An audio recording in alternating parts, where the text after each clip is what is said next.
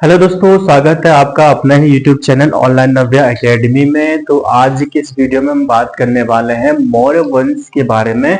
इससे पहला वीडियो जो है मौर्य वंश का हम पढ़ चुके हैं, जिसमें मैंने आपके साथ चंद्रगुप्त मौर्य के बारे में, बिंदुसार के बारे में और अशोक के बारे में समझाया था। अशोक के बारे में मैंने समझाया था कि अशोक ने किस प्रकार से, यानी कि जब उसके पिता यानी कि बिंदुसार के बाद अशोक जो होता है वो गद्दी पर बैठता है 259 ईसा पूर्व में। ठीक है, 269 बीसी में वो गद्दी पर बैठता है और 261 ईसा पूर्व में उसने कलिंग पर आक्रमण किया था। अशोक वैसे तो शुरुआत में वो शैव धर्म का अनुयायी था, लेकिन बाद में उसने बौद्ध धर्म अपना लिया था। कलिंग का जो युद्ध होता है 261 ईसा पूर्व में, और वहां पर उसने बहुत सारे लोगों को मार काट दिया था, और वहां पर मतलब बहुत पूरी तरीके से अराजकता यानी कि नरसंहार जहाँ पे देखता है जो उसने किया था वहां पर कलिंग युद्ध को विजित करने में, तो उस चीज को देख उसका हृदय परिवर्तित हो जाता है। जिसके बाद वह स्वयं को यानी कि शपथ लेता है कि दोबारा कभी भी युद्ध नहीं करेगा और अहिंसा की तरफ चलेगा, अहिंसा का रास्ता अपनाएगा। जिसके बाद उसने बौद्ध धर्म को अपना लिया था। ठीक है, बौद्ध धर्म को इसने अपनाया था। और भारत में सबसे पहले जो है शिलालेखों की जो यानी कि जो अपनी कार्य किए हुए कार्यों को शिलालेख पर लिखने की परंपरा जो है वो अशोक के द्वारा ही शुरू की गई थी। इसके अनेक शिलालेख जो हैं, शिलालेख, स्तंभलेख, गुहालेख इसके यहाँ पे मिलते हैं। ठीक है, तो हम यहाँ पे बात करेंगे अशोक के शिलालेखों के बारे में। यहाँ पे देखेंगे तो अशोक के जो अभिलेख जो है, अशोक के अभिलेखों को 3 भागों में बांटा जाता है। अभिलेख कह सकते हैं, शिलालेख कह सकते हैं, इनको हम 3 भागों में बांटते हैं। तो शिलालेखों को 3 भागों में बांटा गया है।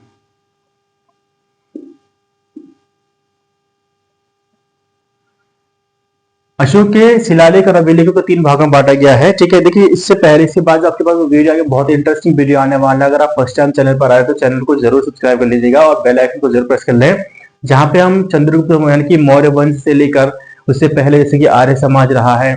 आर्य समाज जब रहा कि वैदिक संस्कृति बाद हमारे पास जो आपके पास यानी कि मगध साम्राज्य आता है। मगध साम्राज्य के बाद मौर्य साम्राज्य, मौर्य के बाद गुप्त साम्राज्य, उसी के बीच विजयनगर साम्राज्य जाता है, और फिर मुगल सल्तनत काल, फिर मुगल काल। तो इसका पूरा का पूरा प्रशासनिक इकाई किस प्रकार की थी, एक ही वीडियो में लेके आने वाला हूँ, जहां से आपके पास क्वेश्चन हमेशा बनकर आता है। तो बहुत इंटरेस्टिंग वीडियो होने वाला है।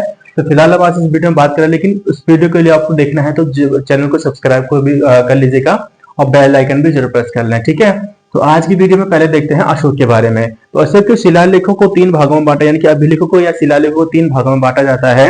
ये आपके हो जाते हैं, सबसे पहले तो इसमें आ जाता है आपके शिलालेख, अशोक के शिलालेख। शिलालेख के बाद दूसरा आता है इसमें स्तंभ लेख, अशोक के हैं स्तंभ लेख, और तीसरा आपके पास आता है गुहालेख। गुहालेख 3 चीजें यहाँ पे आपके पास, 3 जो यहाँ पे 3 भागों में बांटा जाता है। अशोक के अभिलेखों को 3 भागों में बांटा जाता है, जो कि आपके कौन कौन से हो जाएंगे, अशोक के यानी कि शिलालेख, स्तंभलेख और गुहालेख। भारत में यानी कि शिलालेख का जो प्रचलन जो था भारत में, वो अशोक के द्वारा ही किया गया था। वैसे तो यवनों के द्वारा किया गया था, लेकिन भारत में जो किया गया था किसके द्वारा, अशोक के द्वारा इस प्रथा को यहाँ पे लाया गया था। ठीक है, अशोक के शिलालेख या अभिलेखों की खोज जो थी, सबसे पहले तो 1750 में अशोक के अभिलेखों की खोज की थी पादरी टिफेन थिलर ने। पादरी टिफेन थिलर ने सबसे पहले 1750 में अशोक के अभिलेखों की खोज की थी, और इसको पढ़ने में सबसे पहले जो सफलता मिली थी 1837 में जेम्स प्रिंसेप को मिली थी। किसको मिली थी, जेम्स प्रिंसेप। जेम्स प्रिंसेप को सबसे पहले अशोक के शिलालेखों को पढ़ने में सफलता मिली थी। अशोक के शिलालेख जो हैं वो हमें मुख्यतः 3 लिपियों में मिलते हैं। तो मुख्यतः 3 लिपियों में जो मिलते हैं वो मिलते हैं अरमाइक, या इसको बोलते हैं ग्रीक, दूसरे मिलते हैं खरोष्टी लिपि में, और तीसरे मिलते हैं ब्राह्मी लिपि में।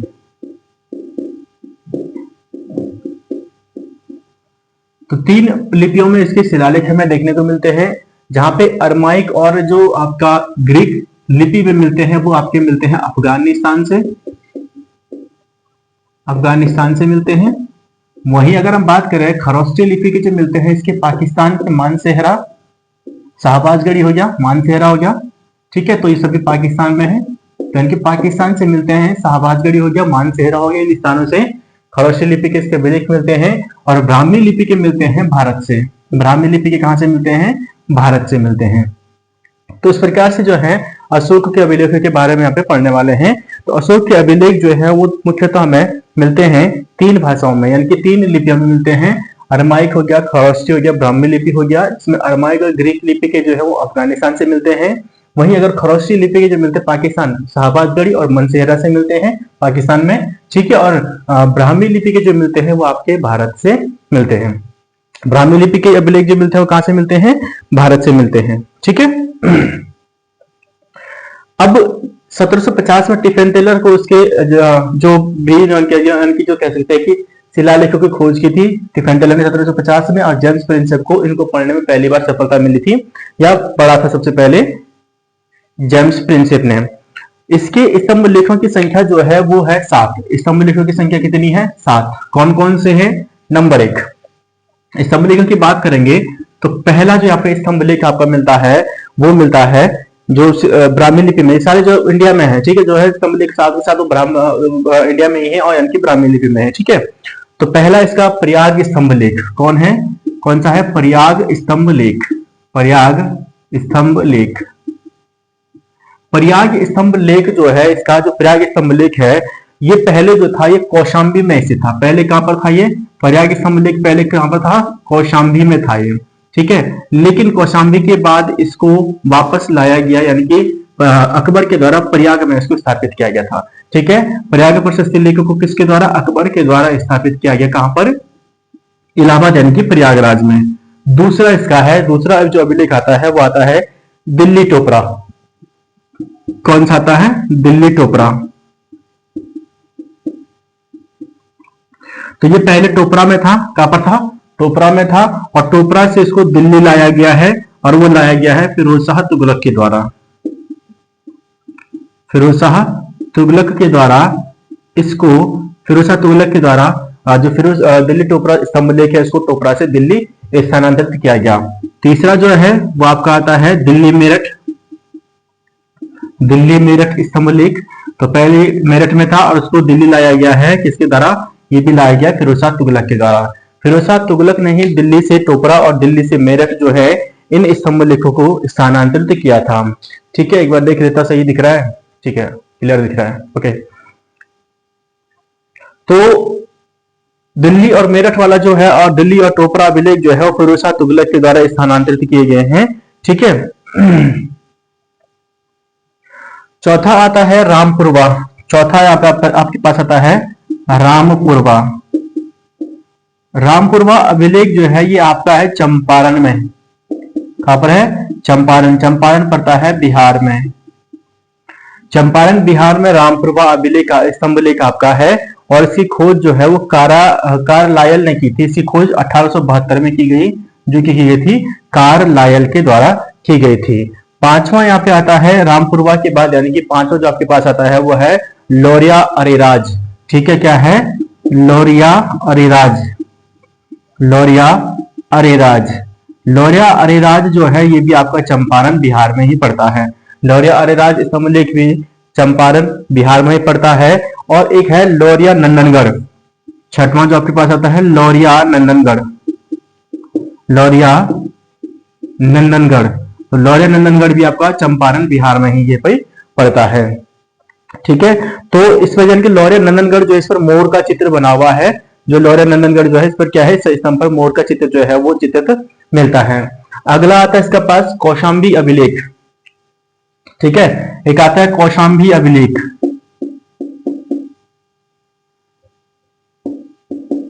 कौशाम्बी अभिलेख। कौशाम्बी अभिलेख को रानी का अभिलेख भी कहा जाता है।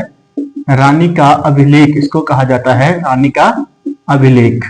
कौशाम्बी अभिलेख को क्या कहा जाता है? रानी का अभिलेख के नाम से कौशाम्बी अभिलेख को जाना जाता है, ठीक है।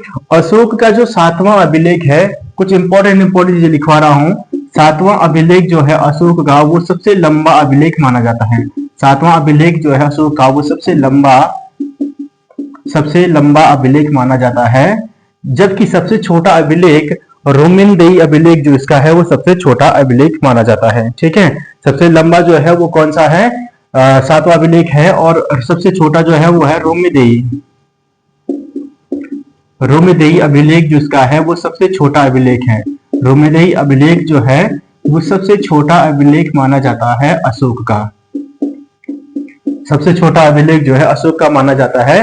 रोमिदेई अभिलेख जो सबसे छोटा माना जाता है, और सबसे लंबा जो अभिलेख है वो है सातवां अभिलेख अशोक का माना जाता है।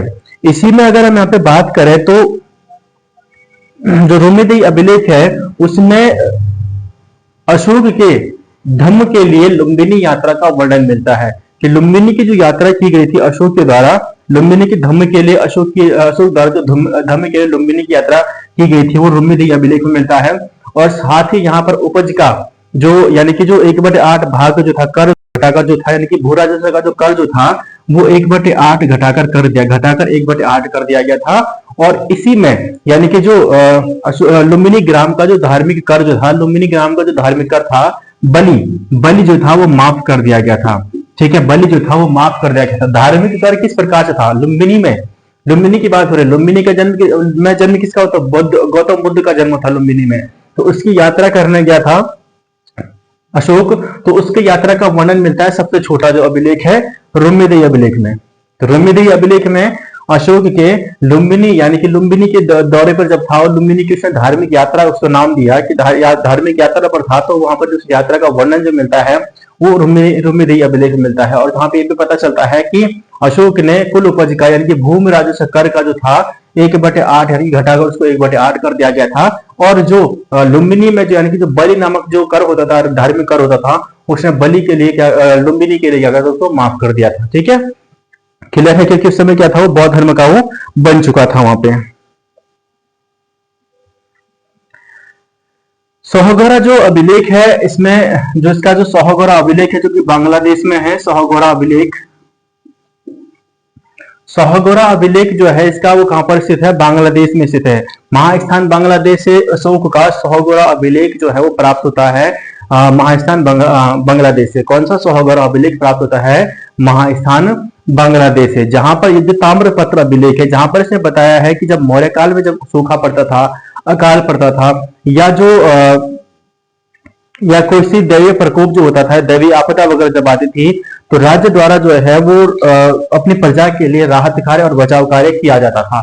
ठीक है, तो वो अब मिलता है सोहगोरा अभिलेख में। नहीं, सोहगोरा अभिलेख में क्या, सोहगोरा जो सबसे पहले सोहगोरा अभिलेख कहां से मिलता है, वो महास्थान बांग्लादेश से है, जिसमें अशोक ने वर्णन किया है कि जब कभी भी राज्य यानी कि प्रजा पर यानी कि राज्य में भूखा यानी कि सूखा हो गया, अकाल हो गया, या कोई दैवीय आपदा जब भी आती है, तो राज्य के द्वारा प्रजा की मदद या प्रजा के लिए राहत कार्य जो है वो चलाया जाता है, ऐसा उसमें उल्लेख किया गया है सोहगोरा अभिलेख में।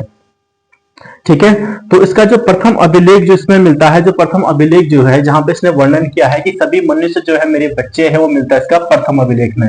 पहला अभिलेख जो इसका मिलता है, प्रथम अभिलेख जो इसका मिलता है, उसमें इसने वर्णन किया हुआ है कि सभी मनुष्य जो है वो क्या है, मेरे बच्चे हैं। सभी मनुष्य क्या है, मेरे बच्चे हैं, वो इसके मिलते हैं पहले अभिलेख में। ठीक है, इसका जो अशोक का जो अभिलेख मिलता है कंधार से जो मिलता है, सार ए कुना अभिलेख जो मिलता है कंधार यानी कि अफगानिस्तान से मिलता है, और वो ग्रीक और अरमाइक लिपि में लिखा गया है।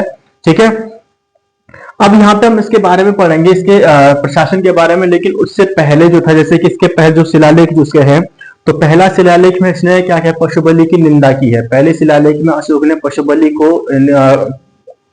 एक क्या कह सकते कि दंड बताया है और उसको उसकी निंदा की है, और उसके बारे में कहा कि पशु बलि जो है यानी कि हिंसा न करना और अहिंसा को अपनाने की बात कही है। दूसरा जो अभिलेख है उसने अशोक ने उसने बताया है कि जो सभी के लिए चिकित्सा, चाहे पशु हो मनुष्य हो, सबके लिए चिकित्सा की व्यवस्था की जो सुविधा जो है वो उपलब्ध करा दी गई, जो दूसरे शिलालेख में मिलता है। तीसरे शिलालेख में इसने बताया कि राज्य के अधिकारियों को इसने आदेश दिया है कि वो प्रत्येक 5वें वर्ष में, राज्य के अधिकारी जितने उसके अधिकारी उनको बताया कि प्रत्येक 5वें वर्ष में राज्य का निरीक्षण करें और वहां पे ज्ञात करें कि क्या क्या चीजें वहां पर प्रशासनिक सुविधाएं किस प्रकार से चल रही हैं, और कितना वहां पे कह सकते कि इंक्रीजिंग यानी कि जो आय में वृद्धि कितनी हुई है, या कितना उसमें सुख शांति प्रजा में कितनी है, वो सारी चीजों के बारे में यहाँ पे लेखा जोखा वो रखे। चौथे में इसने कहा है कि चौथे अभिलेख में शिलालेख में कहा है कि जो भेरी घोष की जगह जो धम्म घोष की घोषणा की है इसने, चौथा अभिलेख जो है इसका है उसमें भेरी घोष की जगह से धम्म घोष की घोषणा की है चौथे में। पांचवें अभिलेख में से धर्म महामात्रों की नियुक्ति की है, धर्म महामात्रों की नियुक्ति के बारे में बताया है अशोक ने पांचवें अभिलेख में, पांचवें शिलालेख में। छठवां शिलालेख जो है उसमें आत्मनियंत्रण की शिक्षा के बारे में बताया हुआ है, आत्मनियंत्रण की शिक्षा जो है वो दी गई है छठवें अभिलेख में। सातवें और आठवां जो है अशोक की तीर्थ यात्राओं से संबंधित है, अशोक की तीर्थ यात्राओं से संबंधित सातवां और आठवां अभिलेख जो है अशोक की तीर्थ यात्राओं से संबंधित है। नौवां अभिलेख जो इसके सच्ची भेंट और सच्चे शिष्टाचार के बारे में बताता है का उसमें उल्लेख किया गया है। 10वें अभिलेख में अशोक ने आदेश दिया कि राजा तथा उच्च अधिकारी हमेशा प्रजा के हित में ही सोचेंगे। छठवें जो आपको इसका 10वां अभिलेख है उसमें से बताया कि चाहे वो राजा हो चाहे वो उसके अधिकारी हो, ठीक है, या उसके जो जितने अधिकारी है सभी जो हमेशा क्या करेंगे, प्रजा के हित के बारे में ही सोचेंगे। 11वां जो इसके अभिलेख इसमें धम्म की इसने व्यवस्था की है। 12वें शिलालेख में इसने स्त्री महामात्र की नियुक्ति एवं सभी प्रकार के विचारों में सम्मान की बात कही है, सभी प्रकार के जितने कोई भी विषय हो उसमें हर किसी के सम्मान की बात की है और स्त्री महामात्र की भी नियुक्ति के बारे में इसने बताया है 12वें शिलालेख में। 13वें शिलालेख में जिसका वर्णन मिलता है सबसे इंपॉर्टेंट है, 13वां शिलालेख सबसे इंपॉर्टेंट पूछा गया है क्योंकि इसमें जो है कलिंग युद्ध का वर्णन मिलता है। तो कलिंग युद्ध के बारे में इसने बताया है कि इसने कलिंग युद्ध का कैसे उसने कलिंग पर युद्ध किया था और कैसे उसका हृदय परिवर्तित हुआ था, उस सब चीज के बारे में बताया हुआ है। और 14वां जो उसका शिलालेख है वो है अशोक ने जनता को धार्मिक जीवन बिताने के लिए प्रेरित किया था। अशोक ने धार्मिक जीवन बिताने के लिए जो है वो जनता को प्रेरित किया कि वो धार्मिक की तरफ बढ़े और धार्मिक जीवन बिताए और ये हिंसा वगैरह त्याग दे। तो शिलालेख इसके 14 हो गए, 7 इसके स्तंभलेख हमने पढ़ लिए हैं, ठीक है। तो इसमें अब गुहालेख से कुछ ज्यादा आपके पास क्वेश्चन बनते हैं नहीं, ठीक है। तो ये आपके पास इसका शिलालेख। अब हम पढ़ते हैं मौर्य वंश के बारे में, मौर्य वंश का प्रशासन कैसा था, ठीक है, प्रशासन कैसा था, किस प्रकार से यहाँ पे प्रशासन चलाया जाता था। तो सबसे पहले तो यहाँ पे जो स्त्री और मंत्री वगैरह जो होते थे यहाँ पे, ठीक है, यहाँ मंत्री जो अमात्य वगैरह जो होते थे तो उनकी जो नियुक्ति के लिए, नियुक्ति से पहले एक परीक्षण किया जाता था, परीक्षण किया जाता था, उसको बोला जाता था उपदा परीक्षण। क्या बोला जाता था? उपदा परीक्षण, ठीक है। तो इस छोटे छोटे पॉइंट्स आपको यहाँ पे जो कि प्रशासन से रिलेटेड आएंगे। अब देखिए वो टाइम गया, कंपटीशन इतना बढ़ गया है कि आपको प्रशासन के बारे में बहुत अच्छे से इनका पता होना चाहिए, ठीक है, प्रशासन के बारे में पता होना चाहिए इन सभी चीजों के बारे में। तो साम्राज्य में जो इनके पुरोहित जो होते थे, इनकी मुख्यमंत्री हो गए, मुख्यमंत्री जो होता था इसका, ठीक है, मुख्यमंत्री हो गया या पुरोहित या कोई भी उच्चाधिकारी जो होते थे इनके, उनकी नियुक्ति करने से पहले उनके चरित्र को जांचा परखा जाता था। उनके चरित्र को क्या करा जाता था? जांचा परखा जाता था। और इस चरित्र को जांच परखने की प्रक्रिया जो होती थी उसको बोला जाता था उपधा परीक्षण। उपधा परीक्षण जो था वो कहा जाता था इनके मुख्यमंत्री यानी कि पुरोहित के चरित्र की जांच को कहा जाता था उपधा परीक्षण कहा जाता था। तो सम्राट की जो सहायता, यानी कि जो सम्राट होता था, यानी कि अशोक के साम्राज्य में क्या कहता था, सम्राट शब्द इसको दिया गया, राजा को सम्राट, यानी कि राजा या सम्राट जो होता था, सम्राट जो होता था, इसकी सहायता के लिए एक मंत्री परिषद होती थी। क्या होती थी? मंत्री परिषद होती थी। मंत्री परिषद होती थी जिसके सदस्यों की संख्या जो थी, मंत्री परिषद होती थी इसके सदस्य के लिए, इसकी सहायता के लिए। और इसमें जो इनकी जो संख्या होती थी वो 12 हो सकती थी, 16 या 20 में हो सकती थी सदस्यों की मंत्री परिषद में, ठीक है। तो सम्राट की जो कह सकते सम्राट की सहायता के लिए, उसके लिए कानूनी या किसी भी सलाह के लिए, किसी भी मामले में सलाह या सहायता के लिए एक मंत्री परिषद होता था। जैसे कि अभी प्रेजेंट टाइम में पढ़ते हैं राष्ट्रपति के बारे में, तो राष्ट्रपति की सलाह के लिए, यानी कि राष्ट्रपति के कार्य में या राष्ट्रपति की सलाह के लिए एक मंत्री परिषद होता है जिसका मुखिया कौन होता है? प्रधानमंत्री होता है। इसी प्रकार से यहाँ पे भी था कि जो सम्राट जो था, सम्राट यानी कि सम्राट की सहायता के लिए एक मंत्री परिषद होती थी जिसके सदस्यों की संख्या 12 हो सकती थी, 16 हो सकती थी और 20 हो सकती थी, ठीक है। तो इतने यहाँ पे सदस्य यहाँ पे उसमें हो सकते थे।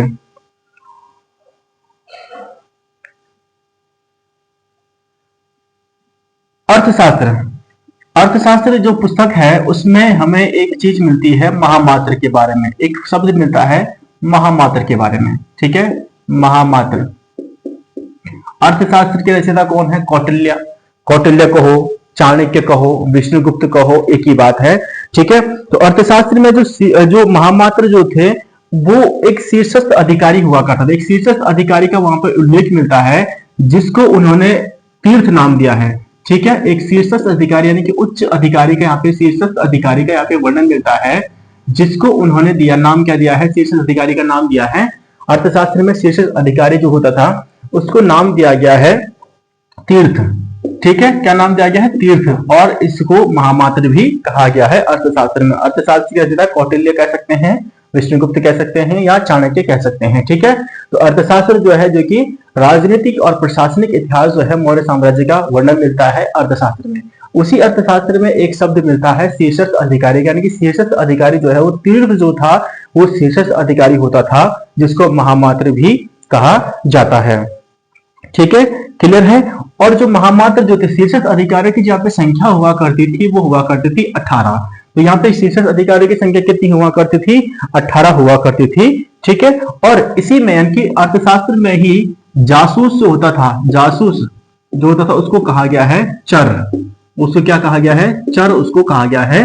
शीर्षस्थ अधिकारी की जो चर जो कहा गया किसको कहा गया, जासूस को कहा गया है।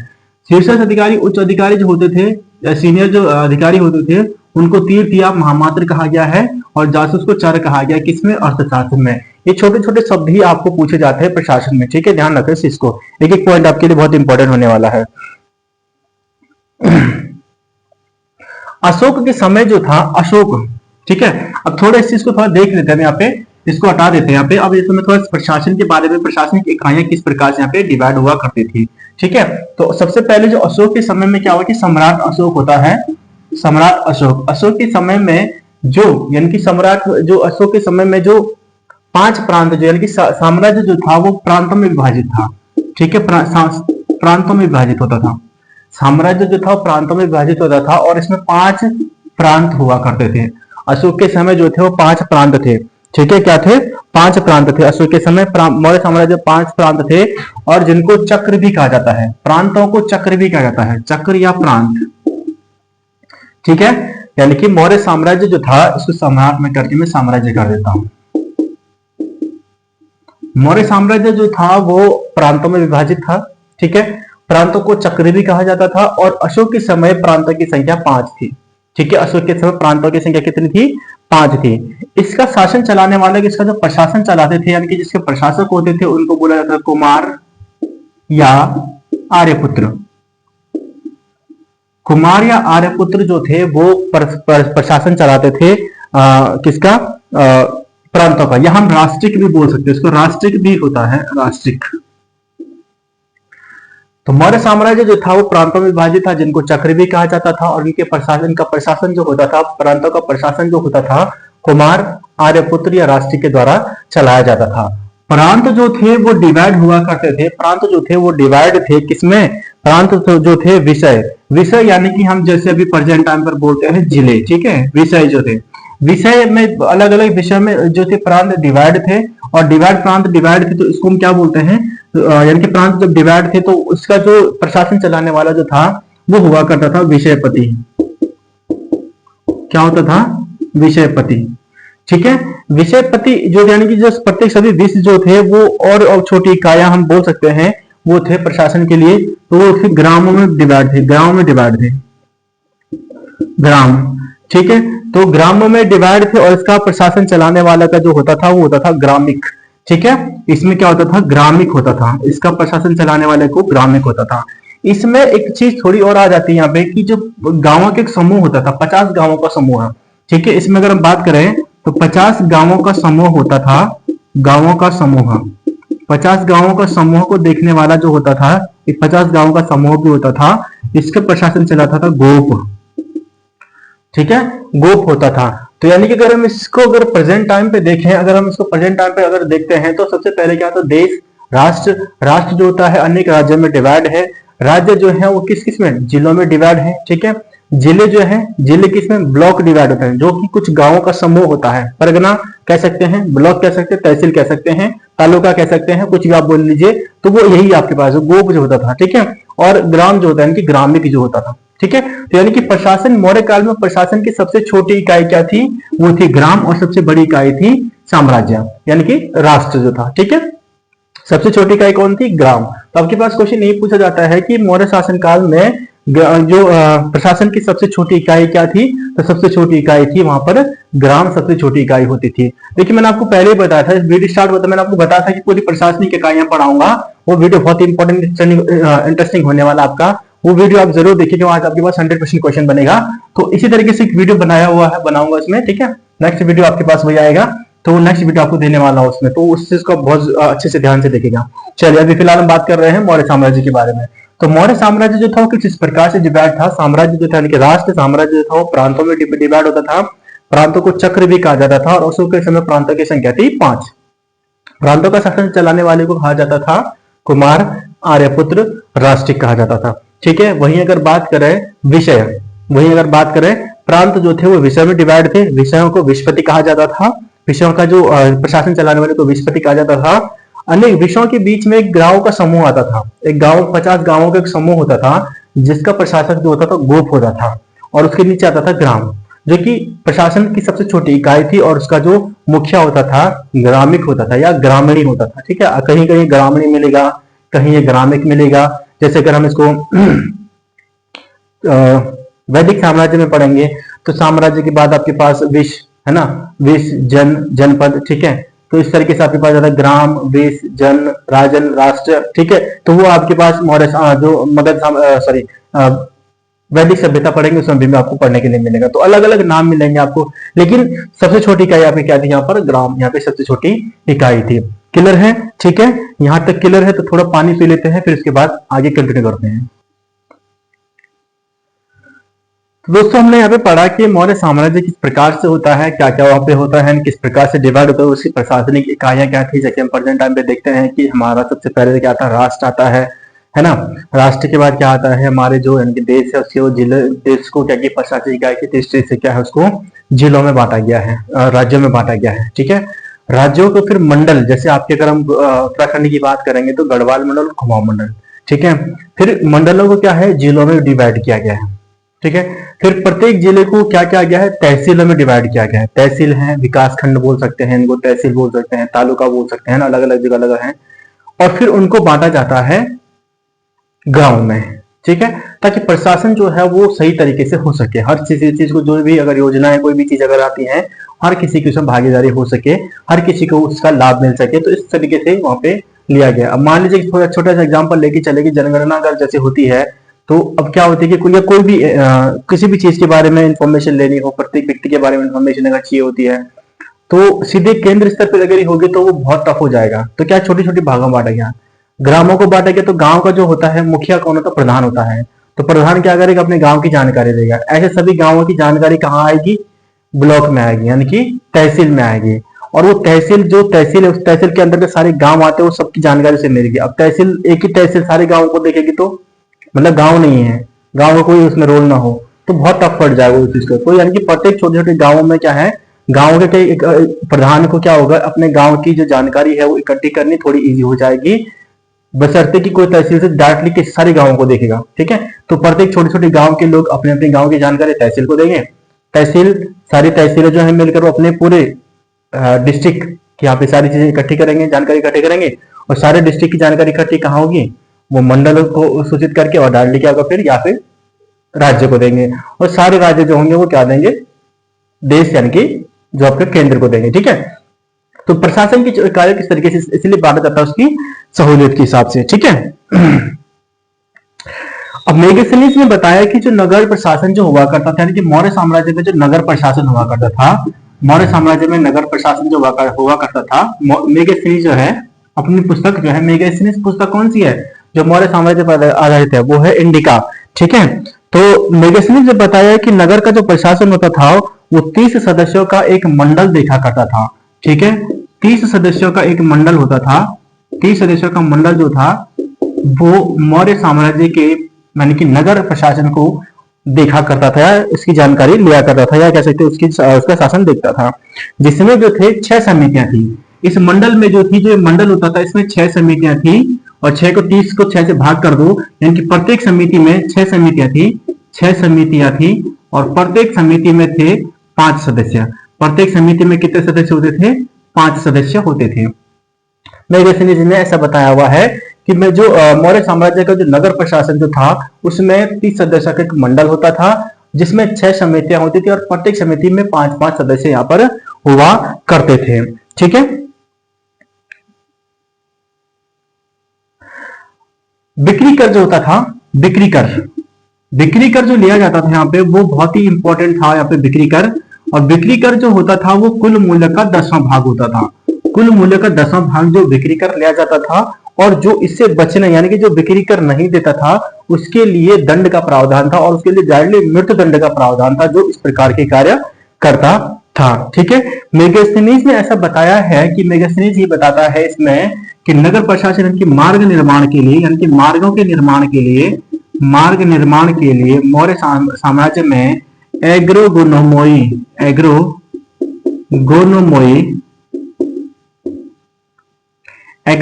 जो एक अधिकारी जो था, एग्रोनोमोई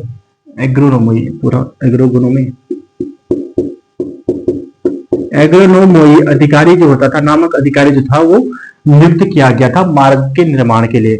यानी कि मेगास्थनीज जो बताता है, जो मेगास्थनीज की इंडिका में जो जानकारी मिलती है, पहले तो मिलती है कि नगर प्रशासन के लिए जो एक मंडल होता था जिसमें 30 सदस्य होते थे, और उसमें 30 सदस्य के एक मंडल होता था और उसकी 6 समिति होती थी, और प्रत्येक समिति में 5 सदस्य होते थे नगर प्रशासन के लिए।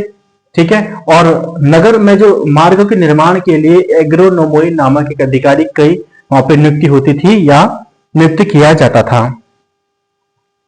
युद्ध क्षेत्र में जो सेना का नेतृत्व करता था, सेना का नेतृत्व करने वाला जो होता था, युद्ध में जो सेना का नेतृत्व करने वाला होता था उसको बोला जाता था नायक। युद्ध में सेना का नेतृत्व करने वाले को कहा जाता था नायक कहा जाता था। और सैन्य विभाग जो था, सेना का सबसे बड़ा सैन्य विभाग का सबसे बड़ा अधिकारी जो होता था, सबसे बड़ा अधिकारी सेना का सबसे बड़ा अधिकारी जो होता था, सेना का सबसे बड़ा अधिकारी जो होता था वो होता था सेनापति। कौन होता था? सेनापति। सेना का सबसे बड़ा अधिकारी जो होता था वो सेनापति होता था, और सेना का नेतृत्व करने वाला युद्ध में होता था उसको बोला जाता था नायक बोला जाता था। क्या बोला जाता था?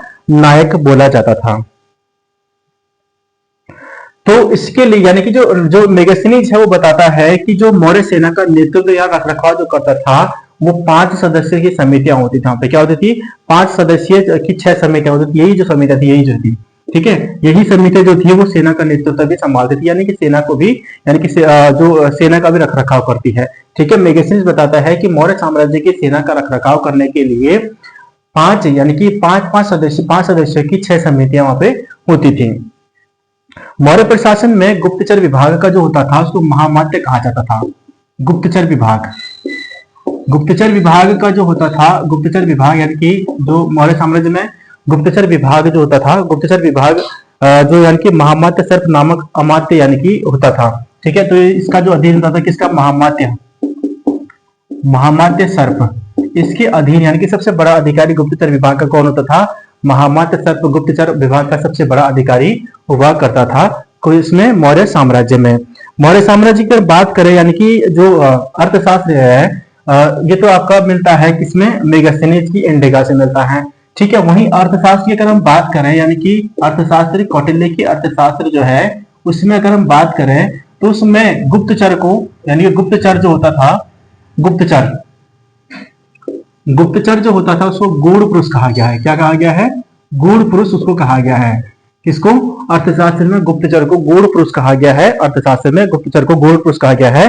ठीक है। तो इसमें भी 2 होते थे। एक तो होता था संस्था, गुप्तचर भी 2 प्रकार के होते थे। एक तो होता था संस्था, ठीक है, 2 होते थे, एक संस्था होता था और दूसरा होता था संचार। ठीक है। गुप्तचर 2 प्रकार के होते थे, एक संस्था होता था, एक होता था संचार।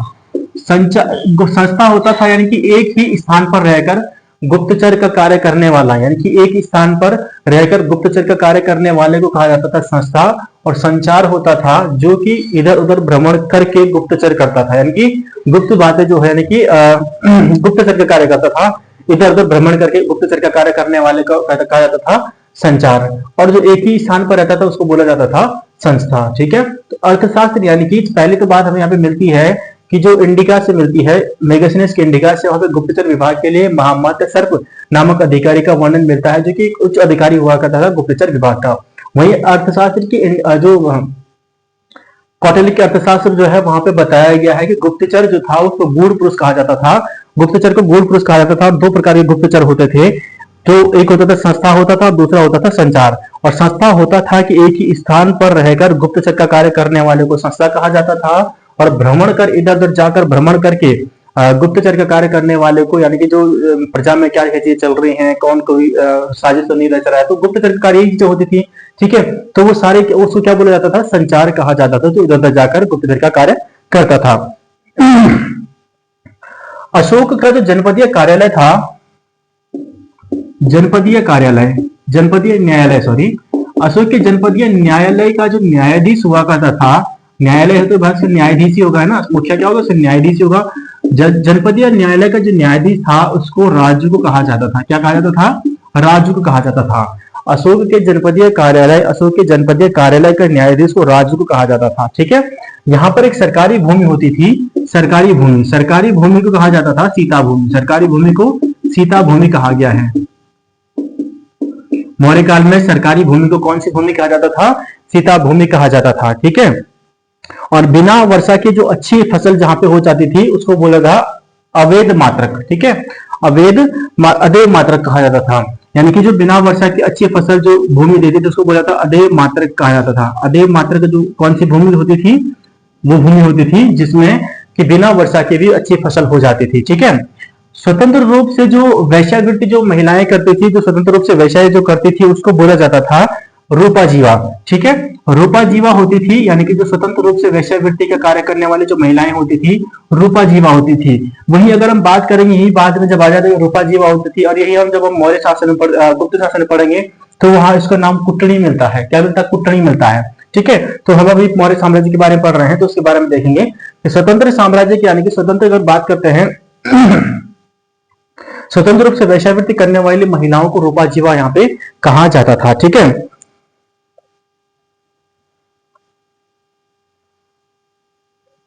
मौर्य काल में द्रोण जो था वो अनाज की माप के लिए द्रोण का उपयोग किया जाता था। अनाज के उपयोग के लिए क्या है? द्रोण का प्रयोग वहां पे किया जाता था। और मेगास्थनीज ने जो है भारतीय किसानों को जो है 7 वर्गों में विभाजित किया था। मेगास्थनीज के अनुसार जो है भारतीय किसान जो है उसने अपनी पुस्तक में दिया हुआ है 7 वर्ग के किसानों को यहाँ पे दिया गया है, जिसमें दार्शनिक होते थे, किसान, अहीर, कारीगर, सैनिक, निरीक्षक और सभासद यहाँ पे पाए जाते थे, यानी कि उनको बांटे गए हैं। ठीक है,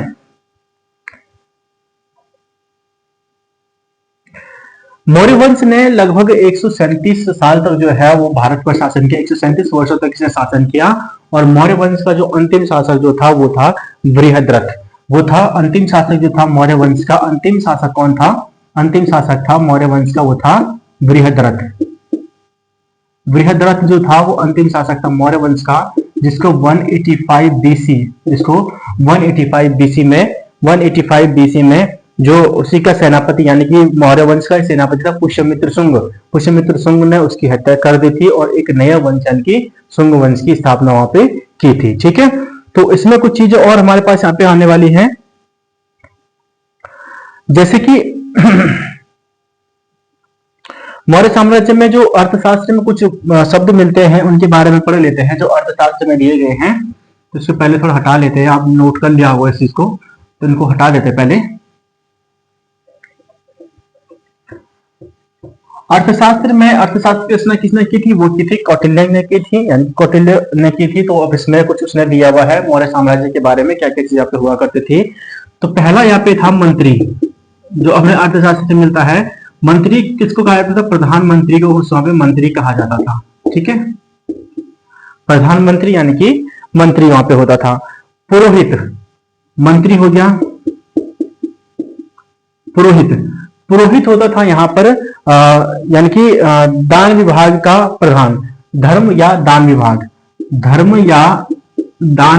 का प्रधान, धर्म या दान विभाग का प्रधान जो होता था वो होता था, धर्म या दान विभाग का प्रधान होता था पुरोहित। ठीक है, जिनकी नियुक्तियों के लिए हमने बताना है चरित्र परीक्षण किया जाता था पहले। तो चरित्र परीक्षण के लिए उपदा नामक एक परीक्षण यहाँ पे किया जाता, उपदा यहाँ पे परीक्षण होता था। ठीक है, सेनापति और सैन्य का प्रधान का मैंने पहले बताया है कि सैन्य विभाग का प्रमुख हो जाता सेनापति, और युद्ध भूमि में सेना का नेतृत्व करने वाले को नायक कहा जाता था। ठीक है, तो सेनापति जो होता था वो सैन्य विभाग का प्रमुख होता था। युवराज मतलब हो जाता राजपुत्र। युवराज का मतलब क्या हो गया, राजपुत्र। वहीं अगर द्वारिक, द्वारिक द्वारिक द्वारिक द्वार रक्षक, द्वारिक है ना, द्वार का रक्षक, द्वारिक या द्वारिक जो आएगा, द्वारिक, द्वारिक यानी कि द्वार रक्षक, यानी कि राज्य की या द्वार रक्षक जो था द्वारिक कहा जाता था। ठीक है, अंतपुर का रक्षक होता है अंतर्वेदी कहा जाता था। ठीक है, संग्रहकर्ता, आय का जो संग्रहकर्ता जो होता है, आय का संग्रहण करने वाला उसको बोलते समाहर्ता, आय का संग्रहण करता करने को क्या कहता है, समाहर्ता उसको बोला जाता था। राजकीय कोषाध्यक्ष, राजकीय कोषाध्यक्ष जो था उसको सन्निधाता कहा जाता था, राजकीय कोषाध्यक्ष जो सन्निधाता कहता है। कारागार का अध्यक्ष होता था, कारागार का अध्यक्ष होता प्रशासता, प्रशासता कारागार का अध्यक्ष होता था। वहीं अगर बात करें कमिश्नर, कमिश्नर जो था प्रदेश जो था वो कमिश्नर होता था, प्रदेश बोला जाता था उसको। नगर का कोतवाल जो होता था वो पौर कहा जाता था, नगर के कोतवाल को पौर कहा जाता था। वहीं अगर बात करें प्रमुख न्यायाधीश जो होता था वो व्यावहारिक प्रमुख न्यायाधीश कहा जाता है। नगर रक्षा का अध्यक्ष, नगर रक्षा का अध्यक्ष जो था नायक कहलाता था।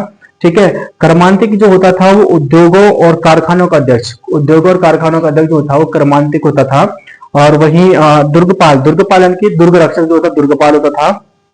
अंतपाल, दुर्ग रक्षक दुर्गपाल होता है। अंतपाल यानी कि अंतरिक्ष सेवाओं का, यानी कि सीमावर्ती जो दुर्ग जो थे उनकी रक्षक, उनका जो रक्षक होता उसको अंतपाल कहा जाता था।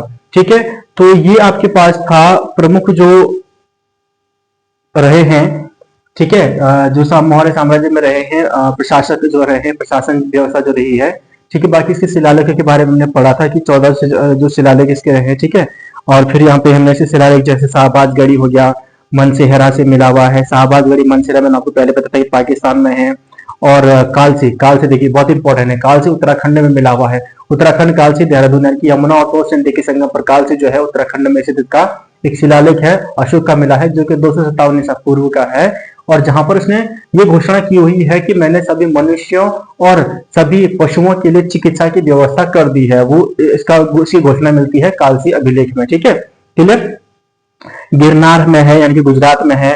धौली एवं जूनागढ़ जो कि आपका उड़ीसा में पड़ता है। ठीक है, एर्नागुड़ी हो गया, एर्नागुड़ी हो गया, और राजुल मंडगिरी वो आपका आंध्र प्रदेश में हो गया। सोपारा अभिलेख शिलालेख इसका महाराष्ट्र से मिलता है। ठीक है, वहीं सासाराम, सासाराम बिहार में स्थित है। ठीक है, और रूपनाथ और गुर्जरा जो है उसका गुर्जरा शिलालेख, रूपनाथ शिलालेख आपका मध्य प्रदेश में आपका बन जाता है। ठीक है, वहीं भबरू यानी कि वैराट राजस्थान में, मास्की, गोवीमठ, ब्रह्मगिरी, सिद्धपुर, जंटीगार मेश्वर और कनगनहल्ली, पालकिल्लू वो सभी आप पालकी गुंडू वो सभी आपके मिलते हैं कर्नाटक से। और अहरोरा जो आपका मिलता है उत्तर प्रदेश से। ठीक है, भारत से बाहर भी जो आपके हैं उनकी पाकिस्तान के भी हैं। और इससे पहले हमने एक और अभिलेख से पढ़ा था जो कि बांग्लादेश में महास्थान से मिला हुआ सहगोरा अभिलेख जो है। ठीक है, तो ये इसके अभिलेख शिलालेख सभी चीज आपके पास बताया मैंने, और साथ ही मौर्य साम्राज्य के बारे में बताया। ठीक है, तो वीडियो का आप यहीं पे समाप्त करते हैं, और नेक्स्ट वीडियो आपके पास बहुत इंटरेस्टिंग होने वाला है जहाँ पे हम सभी राज्यों की प्रशासनिक व्यवस्था के बारे में पढ़ने वाले हैं। ठीक है, और वीडियो को कैसे लगा कमेंट बॉक्स जरूर बताइएगा, और वीडियो को लाइक शेयर जरूर करेगा। ठीक है, और फर्स्ट टाइम चैनल पर तो चैनल को सब्सक्राइब आपने कर ही लिया होगा। तो मिलते हैं जल्दी नई वीडियो के साथ, तब तक के लिए जय हिंद जय भारत।